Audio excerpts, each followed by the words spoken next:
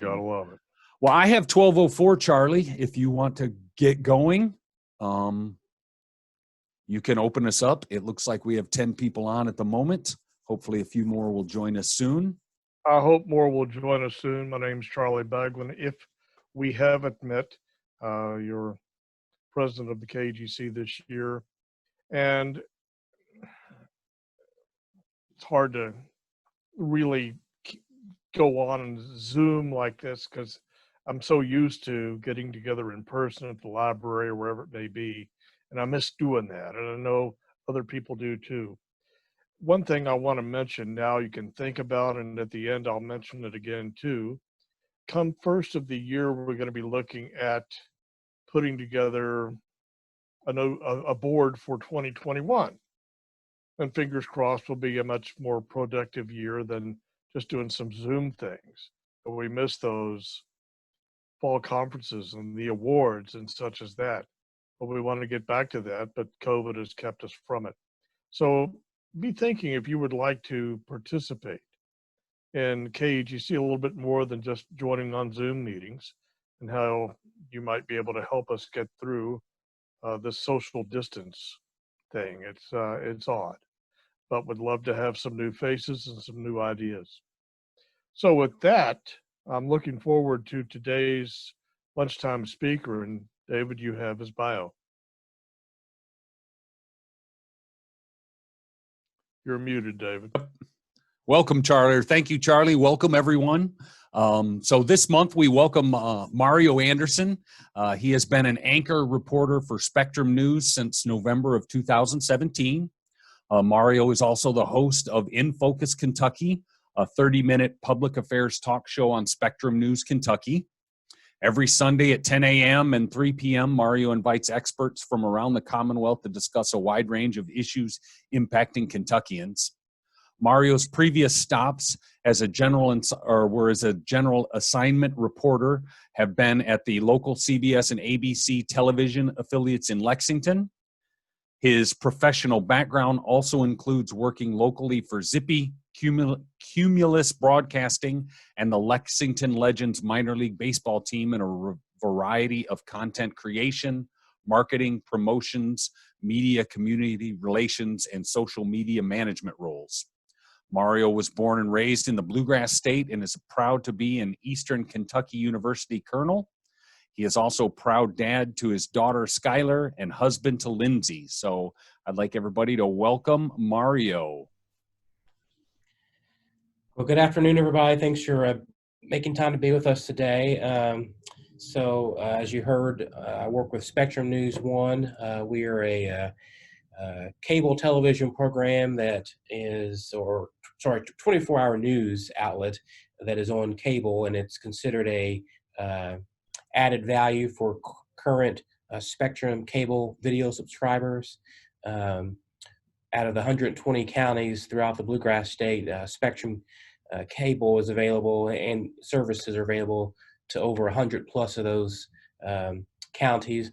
Unfortunately, as many of you all may be aware, Spectrum is not available in Frankfort and Franklin County, but that's something that I know that our company is looking at as an opportunity to be a part of. I mentioned earlier, before this got started, a lot of our work that we do with our statewide coverage is actually based out of Frankfort, with so much activity happening with state government, but also all the different various community events that are happening in Frankfort. So we've got teams that are constantly in Frankfort covering the day-to-day news that's happening out of there.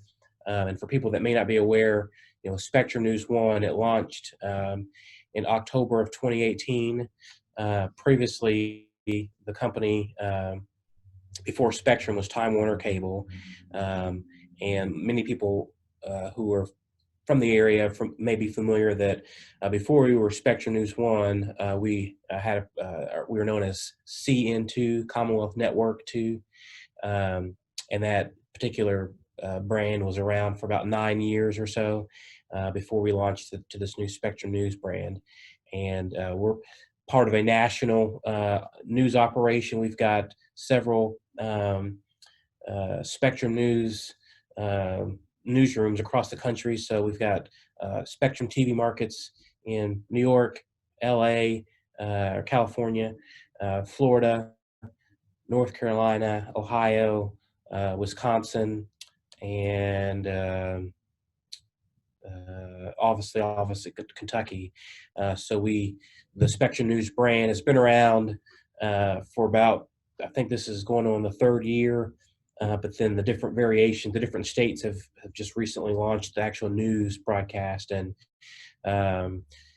when you turn the channel on, it's literally what it sounds like: 24-hour news, 7 days a week. And we offer, our focus is on statewide news here in Kentucky. So we've got our main newsroom, our main hub, if you will, is actually based out of Louisville.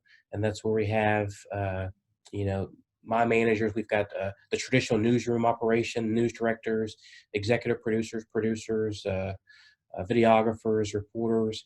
We've got a full staff that is based out of Louisville, but then we have what we call bureaus that are spread out across the state. So we've got me personally, I work out of Lexington almost every day. And then we've got a couple of other reporters that work out of Lexington. We've got a digital reporter that's there. And then we've got also bureaus that are in Western Kentucky and Bowling Green. We've got a bureau in Northern Kentucky. And the idea is that traditional news operations, you're stuck to your TV market. So if you're, Lexington TV stations, they're outside of Central Kentucky. They're not traveling to Bowling Green or Northern Kentucky or to Louisville unless there's a major news event that's happening, or they may utilize their affiliates in those different TV markets to get video. But for our news operation, we actually have physical staff across the state to be able to cover the statewide news. And then another major difference that you'll see with our on-air product compared to the local traditional stations, we do not cover the traditional crime and court. A lot of people refer to it as crime and slime, and things like that. We don't cover car accidents and robberies, home invasions. We leave that to the traditional stations, and our format is to, one of the marketing words that we use is refreshing storytelling. So what may be a 30-second story update or on a traditional station, we actually allocate a couple of minutes worth to stories that are happening in these different parts of the state. And so that's kind of the big picture of what we do. One of the other things that we promote on our channel is Weather on the One. So every 10 minutes we provide weather updates. A lot of feedback that we've heard from people and businesses that our news channel is shown a lot of times in waiting rooms or at the airports, Bluegrass Airport in Lexington, the Muhammad Ali Airport in Louisville, and it's shown primarily just because a lot of viewers know that they're not going to have concern about having children watch our newscast, because we're not going to be talking about murder investigations or standoffs and things like that, where you may see that on a traditional station. But obviously we do also cover a more higher profile statewide relevance, or stories that have statewide relevance. So a conversation we may talk about later on, but the Breonna Taylor investigation that's happening in Louisville, that's something that is obviously has turned into an international story. And we're traditional murders and things like that. That's not in our normal format for news coverage, but something like this that has such a statewide reach for our viewers and interest, we're covering it, things like that. Or if there is a high profile court case that is happening in Kentucky that has, again, statewide relevance and significance, we'll send crews to cover stuff like that. And then in addition to all that, we obviously too cover national news, related to politics and we're very big on, we don't really have any opinion related pieces on the air. It's all with the opinion taken out of the news coverage.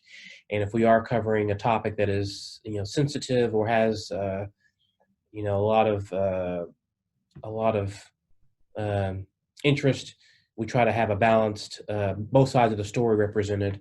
And we spend a lot of time on making sure that that's covered. And then, as was mentioned a little bit earlier, so for me personally, I was born and raised in Lexington, went to Bryan Station High School, and then went to EKU for college. I knew when I was, I believe in 5th grade, it's when I started doing the morning announcements, and literally reading. The principal at that time had a red phone in his office where he made announcements, and so I, was delivering the whatever the school lunch was for the day. That was my announcement I was giving. But I knew at that time that I enjoyed being an extrovert. Obviously, I didn't know what an extrovert was as a 5th grader, but liked talking. And then thankfully, with the schools I went to, they had different variations of morning announcement programs. And each year, again, my 5th grade year, I was using the principal's red phone to deliver announcements in his office. When I went to the 6th grade, they started using different variation of communication pieces, like the speakers in the hallways to share announcements. And then fast forwarding through my high school years, we actually started doing live closed circuit morning announcements, and sharing the general announcements about drama club, meeting dates, things like activity happening within the school that day or week. And we also were doing sports highlights and things like that. So I was able to consistently practice my craft, if you will, from 5th grade through my senior year of high school, and then continue that through freshman year of college, where I got my first part-time job as an 18-year-old working in Lexington for WKYT, the CBS station there. And I've always known I wanted to do broadcasting and public speaking. And kind of rewinding back, while I enjoyed doing the announcements, as a 5th grader, and continued it in 6th grade, when it went to the television aspect of it, where we were using cameras and being trained on that, I actually grew up with, had a speech impediment where I was, slur my words. And so I was kind of self-conscious with, I really, really enjoyed speaking and doing the announcements, but as a young child, I was nervous about, didn't want people to make fun of me for stuttering and things like that. And I had a tech ed teacher that encouraged me to continue with it, and it's okay to be nervous and afraid, but you can work through it. And I never really had any formal training or any additional assistance. Just kind of literally the stuttering stopped, and as I have gotten older, there are still times where, depending on the conversation, I may get excited and, may talk a little faster than normal, but kind of work through the stuttering over the years. And again, been with Spectrum News since 2017, so coming up on 3 years. And over this time, my professional career, I've kind of gone in and out of television based off of kind of my age, but also what was happening in my life. And my first 2 years of college as a freshman and sophomore at EKU, I had the opportunity to take on a part-time job at WKYT, and even I was actually on the air on television as a general assignment reporter at 18 years old. The news director at that time was very big on wanting to embrace youths, and I was able to do that my first couple of years of college. But then the last couple of years of college, there was a management change at the TV station, but it kind of worked out that I was able to, my last couple of years of school at EKU, I was able to be a college student and not have the pressure of working in, a TV news operation. And then after that, my next career move, as I was finishing up with college, I I was working part-time with the Lexington Legends as a promotions team member, and the actual title, I was a McDonald's Mac Attack member. So McDonald's sponsored the promotional team, and they literally provided yellow and red outfits and shorts and knee-high socks, and we passed out, free prizes to people in the stands, and then encouraged people to come out to the field to do the different games if you've been to a Legends game on the field. So I did that for a season. The manager of the promotions team ended up taking another job at the end of that particular season. And then as a 21-year-old, after being there for about 6 months, opportunity popped up and I was able to interview for the position. And I was hired at 21 to be, my title was the Director of Fun for the Lexington Legends. And so literally, a lot of my friends and family, they were calling me Super Mario. So it's kind of worked out that I was Super Mario and the Director of Fun at the Lexington Legends. And I did that for about 3.5 baseball seasons. And during that time, I knew I wanted to still get back into television. I just finished my time at EKU and kind of used I don't want to say used, but I took the opportunity at the Legends, full-time job opportunity, to kind of work, make connections, and also make connections, but also I was working directly with all the TV stations in Lexington, so I was able to kind of fill out the different newsrooms and opportunities. And then while working at the Legends, I was able to also to be one of the on-air, or I spoke during the Legends baseball games on the field, or when we had press conferences about the season. I was able to do some public speaking there. And then about 3 years into my time at the Legends, I was contacted by the ABC affiliate in Lexington to join their team as a news reporter. So that's when I was able to take my time, my experience that I had gained, and go back into TV. And so done that, done TV a few different times. I worked in the minor league baseball team, and also had a time where I worked for an advertising agency and a radio station, all in a kind of a 6-year span. And for me professionally, I've always kind of enjoyed being able to take my experience and learn and grow on the job, and then take it to the next level and kind of accelerate the skill set.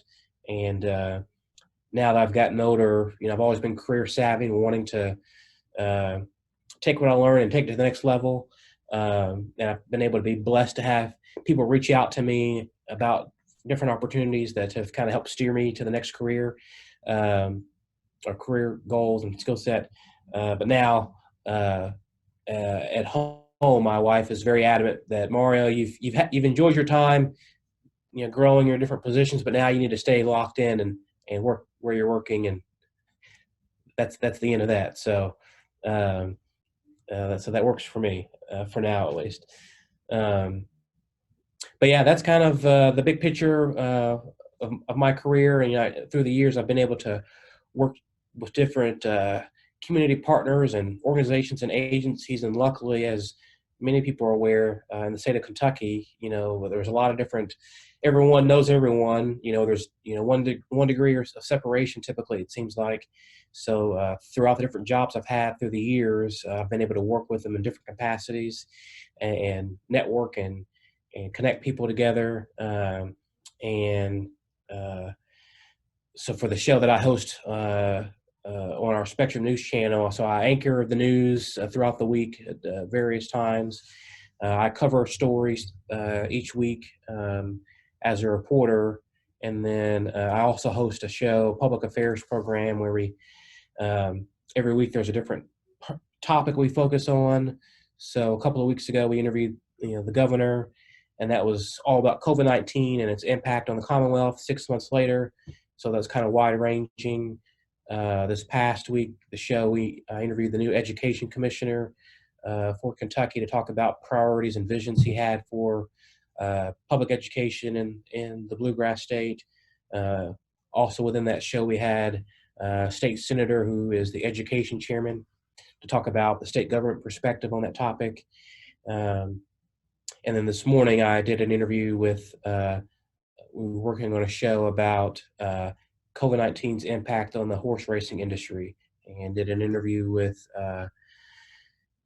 some trainers and owners, talk about how the COVID-19 has impacted, their operation and things like that, and the Derby experience. So, and then I'll be doing a show here pretty soon about housing evictions, and address how different stakeholders are addressing and providing services to people in the Bluegrass State on that. So stay pretty busy with kind of keeping track of a lot of different things. Then also, I mentioned at the beginning of this that our newsroom specifically, everyone's kind of waiting for whenever the announcement may come on the Breonna Taylor investigation.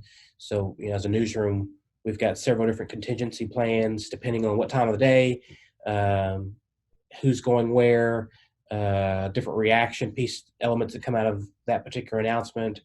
So in the news business, it's a lot of shuffling around and a lot of hurry up and wait as well. So that's kind of what we specialize in. So that's kind of the big picture of different things that I've been a part of over the years and work on throughout the day. And again, I told you all, normally I'm based out of Lexington, but today I'm working out of our Louisville newsroom. And then, tomorrow's a new day, and we'll see where I'll end up there. So, I think that's what all I've got for the moment. Well, thank you, Mario. I appreciate. Hopefully, we'll have some questions. If anybody listening has some questions, I do have one to kind of kick us off. You mentioned something interesting to me, at least. So you're expecting some kind of announcement today. How many people are involved in this shuffling that you mentioned, and how do you all stay connected now during the COVID? Do you have, normally did you have like regular meetings? Do you have, quick conference calls? And you mentioned, the contingency plans and all of this. How is that overall structure organized? If you could give us a little brief overview of that.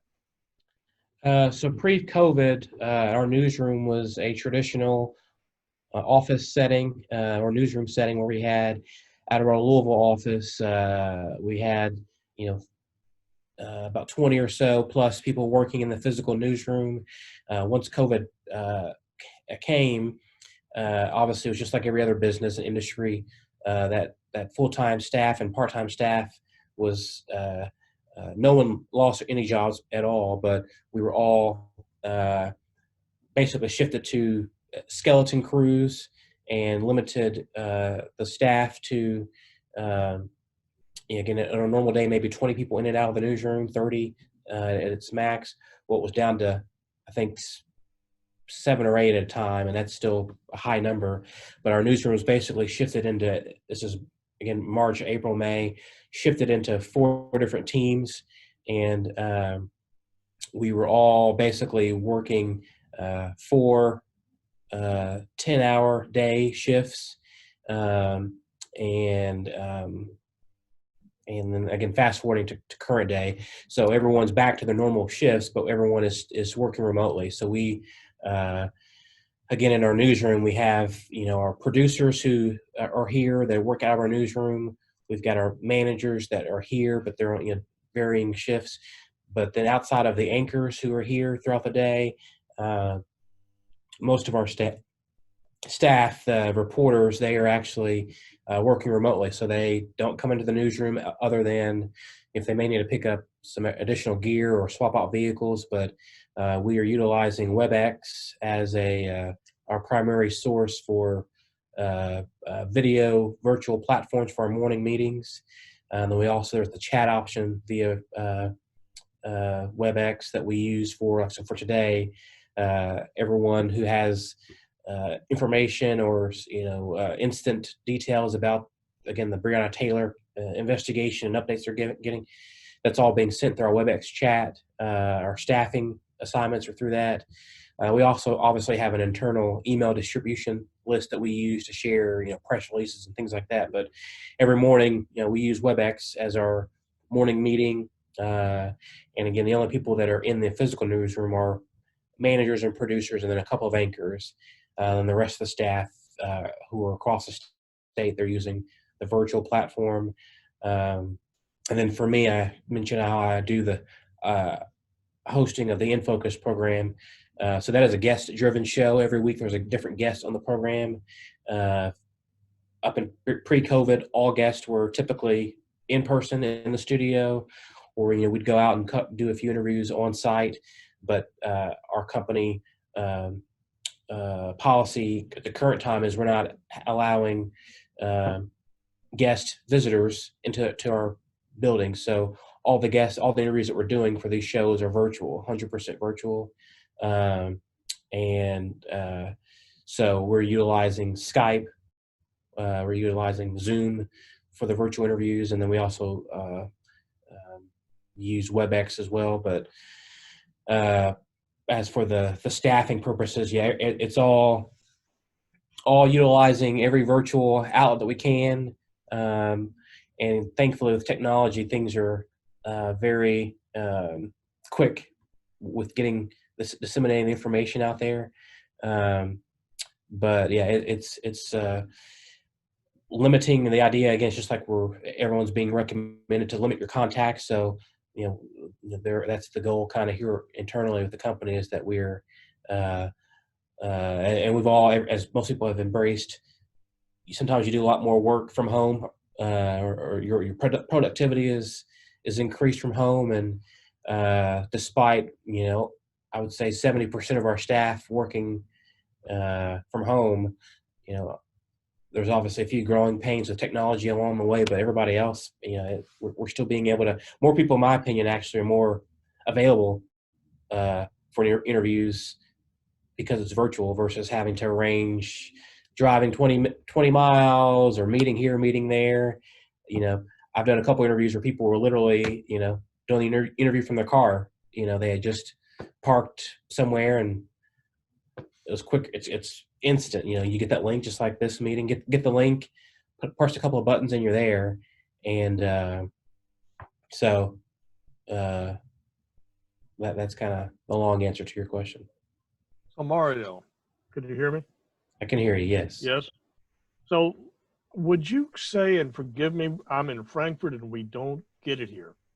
So would you say that Spectrum is more local news, or is it national news?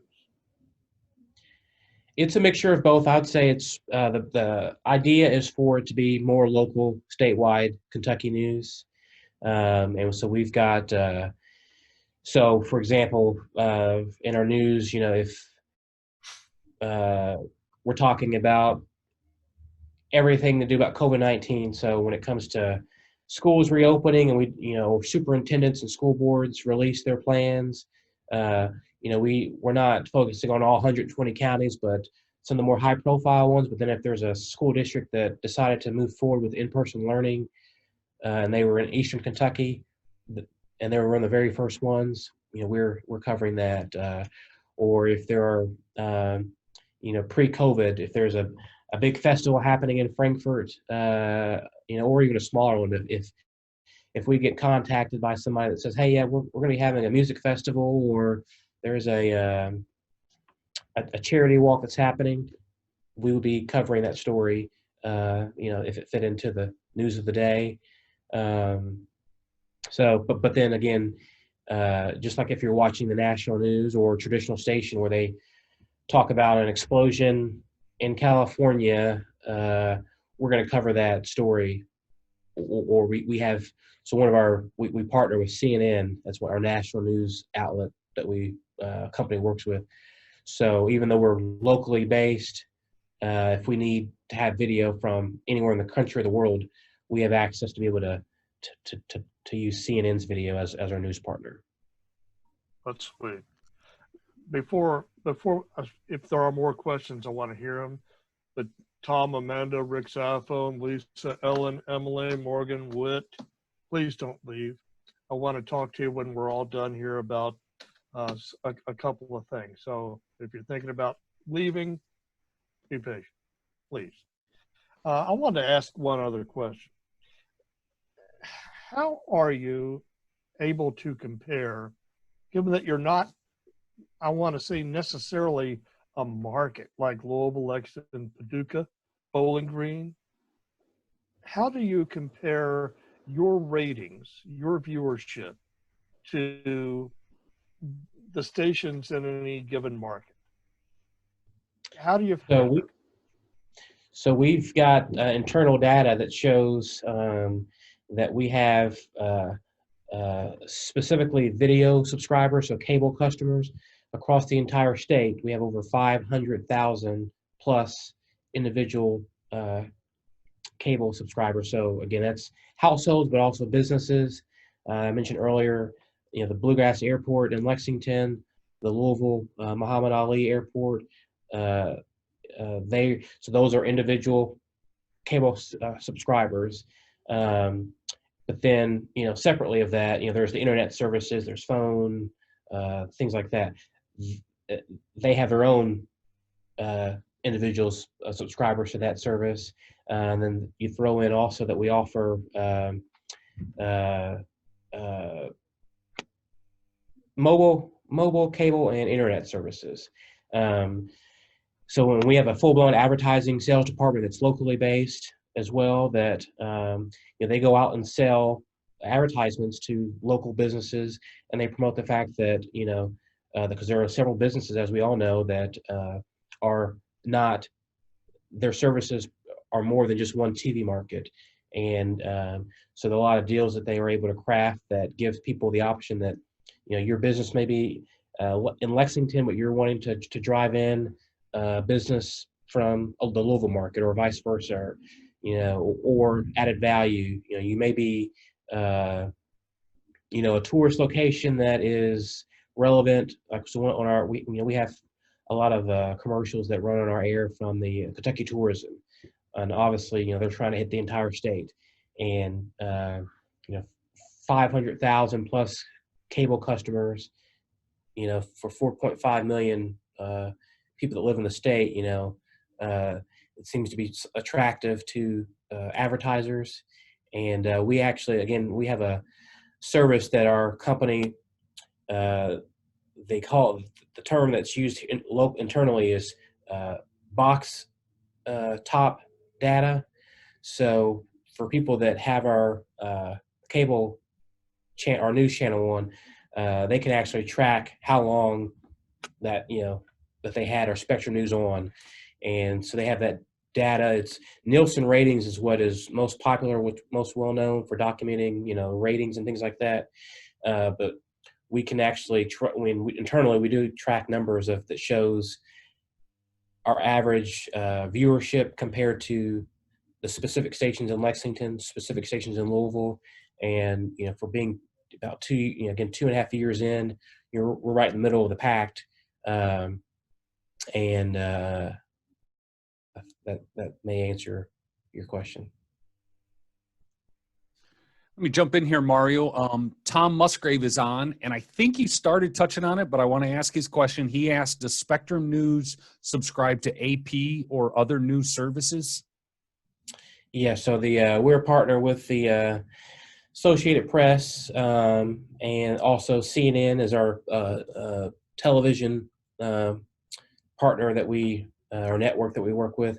But yeah, we have an AP subscription that we get that, and we do a lot of attributing to the AP for some of our national stories. But then we also partner with the Lexington Herald Leader. They're one of our news partners, where we utilize them for stories that we may not be covering. And again, for people that don't have Spectrum cable, you can still go to. We have a traditional website that every news station that you're familiar with, that you can Google. It's or you can type in like spectrumnews1.com, and when you go to that website, I believe one of the first things that it asks someone is, what region of do you live in? And if you click the state of Kentucky, we call them zones internally, but We've got Lexington, Louisville, Bowling Green, and Northern Kentucky zones. And based off kind of where your region is, you can, so if you're living in Frankfort, if you click Lexington, you'll see Lexington, Central Kentucky stories populated on that particular page. But then if you click Louisville's zone, you'll see Louisville specifically stories, but then you'll see some other Lexington, other statewide stories in there. And then, which I mentioned, the Spectrum News partner with the Herald Leaders. On our website, we've got stories from Lexington Herald Leader that's on that website. But the website, there's no, you don't have to be a Spectrum cable subscriber to view the website. A lot of our stories, we do have video that you can watch the stories. And we have since it is a subscriber-based platform, you have, I guess, 5 free videos to watch, I believe, in a 30-day period. And actually, I think right now, since we've just recently relaunched a few things on our website, I believe you have 30 days of free access, just like you may have seen if you don't have a subscription to the Herald Leader or the Frankfort State Journal, Louisville Courier Journal. You get that limited time option to view the stories and video for free. We also have a Spectrum News app that's downloadable for free. That's on the Google Play Store, the App Store for iPhones, and same thing. There's no subscription initially to log in and view the information. Then after a 30-day period, you're asked to, if you want to continue viewing that information. So yeah, that's we still have the websites available with daily news stories, and we've got a digital team that adds content every day, and that's that. Very good. Any other questions for Mario? Yeah, I've got a follow-up. Thomas asked if he would share his contact information. If you will do that, if you are interested in doing that, I will post that. I will put that in I always do a follow-up email after one of our lunch and learns and share where the video and any materials are that are from the meeting can be posted and looked at. If that would be okay with you. Yeah, that'd be great. And again, whether it's just general information about what we do with Spectrum News 1, but also obviously we're always looking for story ideas. Whether it's events, public awareness type things going on, or if you're wanting to be a source, for some other news information, we're always looking for that. But also, social media, I'm pretty active. So for the news personnel, news staff, Twitter is typically the place where a lot of journalists go to post stories, updates, and that's kind of the preferred outlet for me personally, because I'm tweeting out updates about anything and everything that has statewide relevance. So from the governor releases an announcement about whatever, or if there's a road closure in Richmond, Kentucky, and it's I-75 is blocked for multiple hours, I'm tweeting that out. But Facebook, Twitter, Instagram, I'm very active on those, and do a mixture of trying to share relevant news information, but also I'll share on Instagram a story that partaking in National Bourbon Day or Friday Night Margarita. So try to mix in serious information, but also just real life things. And for me personally, I feel like that's something that I genuinely do enjoy connecting with people, and like to be able to not always be super serious with news updates, but also just throw a mixture of real life things in there. And but yeah, definitely share my contact information. And if you use Facebook, Twitter, or Instagram, my username is pretty simple. It's at Mario Anderson TV, and that's where I definitely love to connect with anybody that's there. Excellent. So just a little follow-up. I work for the Department for Public Health. I do communications for them, and a lot of what I do is public education and awareness, that type kind of thing. So is there anything specific that you like are interested in, or do we just send anything that, all of our awareness events directly to you, and then do you pass them along to other people, or does that kind of make sense? Yeah, so it'd be a mixture of everything. So everything. So for me, I cover all the things, but we obviously have a full team of people that also are covering stories. But yeah, I'm definitely more than happy with being a primary point of contact, and then can be able to either connect you or other people from various agencies to someone else that may be able to cover that particular story or event. Um, and Yeah, that'd be a great way to connect. Is there a time frame that you prefer, especially on in-person events? If we go back to having in-person events, do you need a week, a month, a day? Any preference? No, especially with being in the television news business, we are always ready to move and shift where we need to shift, and so we always obviously would any advance notice would be great, but with the business that I'm in, we're used to things changing on a dime and having to make it all come together. So, um, and again, another example, yesterday my day started with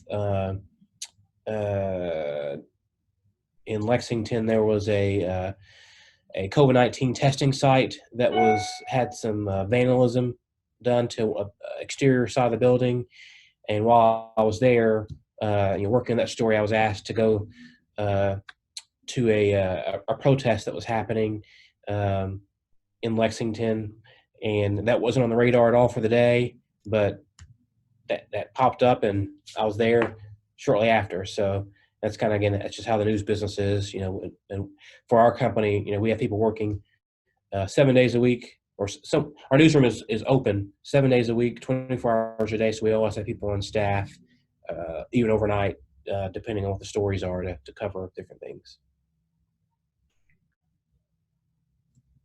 Excellent. Thank you. Does anybody else have any other questions? Charlie? No further questions for Mario. Buddy, you clearly have your heart in the right place, and I'm glad you were able to come on and talk to us today. I think you'll probably hear from some of our agencies with news events going on that they maybe just in the past weren't aware. So, Mario, thanks a million. Hey, you bet, and look forward to staying in contact with you and everyone else, and until the next time. Okay. Excellent, Mario. I just wanted to thank him one last time for visiting us, and appreciate his time and everything he does. So thank you very much. I'll follow up with an email to you. Sounds like a plan. Thanks, Mario. All right. A few general announcements, I guess, David, you may have some yourself, but I wanted to say that here it is, looking at October, and January 1, we'll need a new slate for folks on our board and different VPs and secretaries, treasurers. I want to look at that. And for anybody who is on here, a young lady named Lisa Tolliver, and I know you're listening, said, Charlie, we need you to be the VP, what was it? President-elect. So I said, okay. And I like KAGC. I was a part of this back in the middle 90s. In fact, had the job that David has now, Vice President of Programs. This was during a time when it was far harder, because we had something we called the information highway. That was what we call the internet today. We didn't know a search engine from a web browser, and it was a kind of a tough time back in the middle 90s. But then web came along and made things as we have it now. So we're doing Zoom now. I hope that doesn't last forever, but there's a good thing to Zoom. It lets us reach out. If somebody from Lexington or Louisville or Bowling Green, we call ourselves Kentucky. And there are media people all over the state, and they're welcome to join us. Now, they still may not know we exist, but there are people that you know, and you can help tell them to try to get the word out so when we say we are Kentucky, it's not just people in Frankfort. We don't just meet at the library. We're able to meet here and talk to people about things that Kentucky is interested in. We have the Blue Pencil Gold Screen Awards, fall and spring conferences, and I like these. They're a full day when we can have speakers like Mario and others to meet with us throughout the day, have lunch together. I mean, that's what, to me, KGC is all about. These in-person lunch and learns are great. Again, we can meet with community news people, media people, web people throughout the state when we do it on Zoom. Our holiday reception, probably not happening this year, but don't be surprised if you have a way to make this COVID existence better. If you do, I'd like to talk to you. You go to our website, you can find my web address or my email address, contact me, and don't be surprised if I reach out to you, if that's via email or I find you on Facebook and messenger there. I'd like for you at least to tell me no in person, but you might have something you want to give. We'd love to have you on here. It's all volunteer, and you've been a part of this for a long time, and I'd like to see you help keep the show rolling. That's what I have. David, any announcements from you? Not much. I will do a follow-up email through MailChimp. I'll post this video to our website. And tentatively, I have our next Lunch and Learn scheduled for the last Wednesday in October. I don't have a time yet, but Liberty Hall agreed to do this a couple of months ago, so I'm going to reach out to them and finalize a time sometime this week. Other than that, that's about it. If anybody out there has any speaker ideas or something, somebody they think that we would like to hear from, let me know, and we can go ahead and try to get them scheduled. So that's all I have, Charlie. That's it. Thanks all for coming. We'll see you next month. Thanks, everyone. Have a great day. Thank you.